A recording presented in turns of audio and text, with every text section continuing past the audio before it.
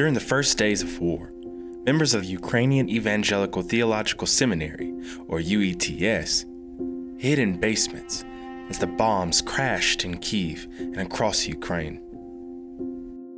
It seemed like the whole world was broken at the moment.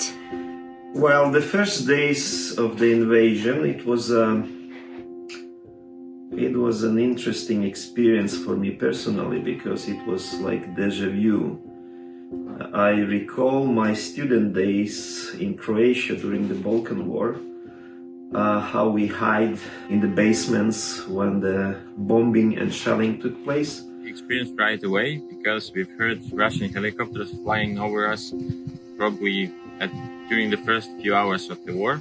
And then some combats started a few kilometers from here at the airport. When the all-clear was given, the UETS staff and students will return above ground to eat, shower, and serve the needy in the community around them. As the Russian military grew closer to the UETS campus, most of the UETS community took the bus to safety in western Ukraine.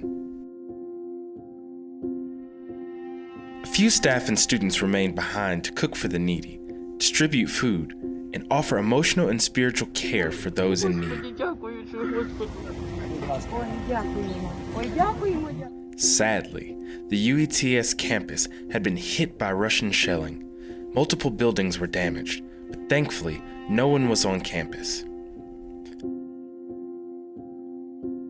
Every building, every classroom means a lot for us, because it took so many resources and prayers to build it. So to see all destructions, especially in our library, it was very sad experience. But ministry continued.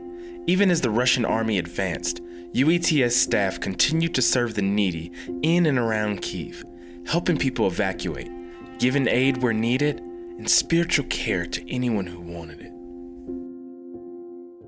We were not just trying to concentrate on ourselves. We were open to help to those who were outside our campus with the food, with the first necessities, and specifically to the most vulnerable one, like elderly people, young mothers with children who did not manage to evacuate on time, and so forth. And with the help of modern technology, UETS resumed classes online to teach students. Though scattered through the region, online classes brought them together. There was very strong request from our students to resume teaching. So we resumed teaching on our full-time programs at the end of March. Towards the end of March, I received an email from UETS that we were going to be holding our first staff meeting since the invasion. At this time, Kyiv was nearly surrounded. The campus had been shelled. I never would have expected that we'd be spending most of our meeting talking about getting classes started again. But that's what we were talking about. We realized that it has a very healing impact both for students and staff. And the ministry continues. In spite of the darkness of war, destruction of their facilities, and the discovery of so many atrocities, the light of the gospel shines through the staff and students of Ukrainian Evangelical Theological Seminary. Our students and staff have been scattered across Ukraine, and even some are refugees in Europe. What has impressed me so much about our students and staff is that they keep pressing on. I realized that my ministry is not about exalted talks about God's being, about the Trinity. My ministry is about people's needs.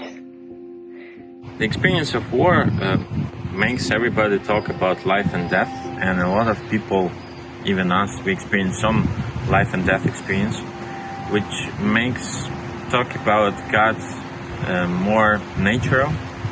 More people are open to actually discuss why are we living, what are we living for.